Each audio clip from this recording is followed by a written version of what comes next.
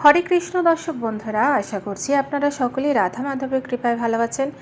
আজ আমরা শ্রীমদ্ ভগবদ গীতার দশম অধ্যায় বিভূতি যোগের 21, 22, 23, 24 ও 25 নম্বর শ্লোকটি পাঠ করব। এর সাথে সাথে অনুবাদ এবং তাৎপর্য বিশ্লেষণ করব। আসুন তবে শুরু করা যাক। আদিত্যানাম অহম বিষ্ণুর জ্যোতিষম রবি অংশুমান মরীচি মরুতম অস্মি নক্ষত্রনাম অহম শশী। অনুবাদ: আদিত্যদের মধ্যে আমি বিষ্ণু, জ্যোতিষ্কদের মধ্যে আমি কিরণময় সূর্য, মরুতদের মধ্যে আমি মরীচি এবং নক্ষত্রদের মধ্যে আমি চন্দ্র। তাৎপর্য: দ্বাদশ আদিত্যের মধ্যে শ্রীকৃষ্ণই প্রধান। আকাশে অসংখ্য উজ্জ্বল জ্যোতিষ্কের মধ্যে সূর্য হচ্ছে মুখ্য। ব্রহ্মসংহিতায় সূর্যকে ভগবানের উজ্জ্বল নয়ন রূপে গণ্য করা হয়েছে। অন্তরিক্ষে 50 রকমের বিভিন্ন বায়ু প্রবাহিত হচ্ছে এবং এগুলির নিয়ন্ত্রণকারী দেবতা মরীচি শ্রীকৃষ্ণের প্রতিনিধি। অসংখ্য নক্ষত্রদের মধ্যে রাত্রিবেলায় চন্দ্রই সবচেয়ে উজ্জ্বল এবং এভাবে চন্দ্র শ্রীকৃষ্ণের প্রতিনিধি। এই শ্লোক থেকে প্রতীয়মান হয় যে চন্দ্র একটি নক্ষত্র। তাই যে সমস্ত নক্ষত্র আকাশে ঝলমল করে সেগুলোও সূর্যের আলোকে প্রতিফলিত হচ্ছে। ব্রহ্মাণ্ডের মধ্যে অনেকগুলো সূর্য রয়েছে। এই তত্ত্বটি বৈদিক শাস্ত্রে গৃহীত হয়নি। সূর্য একটি এবং সূর্যের প্রতিফলনের দ্বারা যেমন চন্দ্র আলোকিত হয়, সেই রকম নক্ষত্রগুলিও আলোকিত হয়। যেহেতু ভগবদ্গীতা এখানে চন্দ্রকে নক্ষত্রগুলির অন্যতম বলে নির্দেশ করেছে, তাই উজ্জ্বল নক্ষত্রগুলি সূর্য নয়, বরং সেগুলি চন্দ্রেরই মতন নক্ষত্র। বেদনম সমবেদহস্মি দেবনমস্মি বাসবাহ ইন্দ্রিয়াণম মনশ্চস্মি ভূতানামস্মি চেতনা। অনুবাদ: সমস্ত বেদের মধ্যে আমি সামবেদ, সমস্ত দেবতাদের মধ্যে আমি ইন্দ্র, সমস্ত ইন্দ্রিয়ের মধ্যে আমি মন এবং সমস্ত প্রাণীদের মধ্যে আমি চেতনা।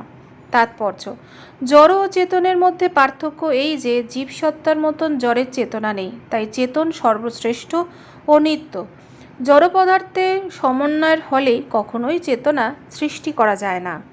রুদ্রাণম শঙ্করচ্ছস্মি বিত্তশো যক্ষ রাক্ষসাম বাসুনাম পাবকশ্চামি মেরু শিখরি নামহম।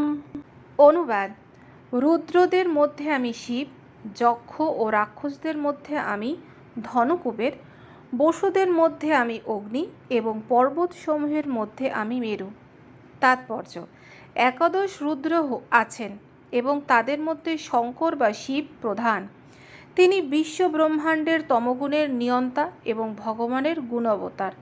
যক্ষ ও রাক্ষসদের অধিপতি কুবের দেবতাদের সমস্ত ধনসম্পদের কোষাধ্যক্ষ এবং তিনি পরমেশ্বর ভগবানের প্রতিনিধি। মেরু একটি সুবিখ্যাত পর্বত যা প্রাকৃতিক সম্পদে পরিপূর্ণ। পুরধশাম চ মুখ্যম মাম বিদ্ধি পার্থ বৃহস্পতিম সেনানীনামহং স্কন্দ শরাশমেশ্ব সাগরঃ। অনুবাদ: হে পার্থ, পুরোহিতদের মধ্যে আমি প্রধান বৃহস্পতি, সেনাপতিদের মধ্যে আমি কার্তিকেয় এবং জলাশয়ের মধ্যে আমি সাগর। তাৎপর্য: স্বর্গরাজ্যের প্রধান দেবতা ইন্দ্র এবং তাকে স্বর্গের রাজা বলা হয়। তার শাসনাধীন গ্রহলোককে ইন্দ্রলোক বলা হয়। বৃহস্পতি ইন্দ্রের পুরোহিত এবং ইন্দ্র যেহেতু সমস্ত রাজাদের মধ্যে প্রধান, তাই সেজন্যই বৃহস্পতিও সমস্ত পুরোহিতদের মধ্যে প্রধান। আর ইন্দ্র যেমন সমস্ত রাজাদের মধ্যে প্রধান, তেমনি শিব পার্বতীর পুত্র স্কন্দ বা কার্তিকেয় সমগ্র সেনাপতিদের মধ্যে প্রধান। আর সমস্ত জলাশয়ের মধ্যে সমুদ্রই প্রধান। শ্রীকৃষ্ণের এই অভিব্যক্তগুলি তার মহত্ত্বকেই সূচিত করে। মহর্ষীণাম ভৃগু অহম গিরাম অস্মি একম অক্ষরম यज्ञनां जपयज्ञस्मि স্থাবরাম হিমালয়া। অনুবাদ: মহর্ষিদের মধ্যে আমি ভৃগু, বাক্যসমূহের মধ্যে আমি দিব্য ওঙ্কার, যজ্ঞসমূহের মধ্যে আমি জপযজ্ঞ এবং স্থাবর বস্তুসমূহের মধ্যে আমি হিমালয়। তাৎপর্য: এই ব্রহ্মাণ্ডের প্রথম জীব ব্রহ্মা বিভিন্ন ধরনের প্রজাতি সৃষ্টির জন্য কয়েকজন সন্তান সৃষ্টি করেন। তার সেই সন্তানদের মধ্যে সর্বাপেক্ষা শক্তিশালী সন্তান মহান ঋষি ভৃগু। সমস্ত অপ্রাকৃত শব্দর মধ্যে ওমকার শব্দরূপে শ্রীকৃষ্ণ প্রতিনিধি।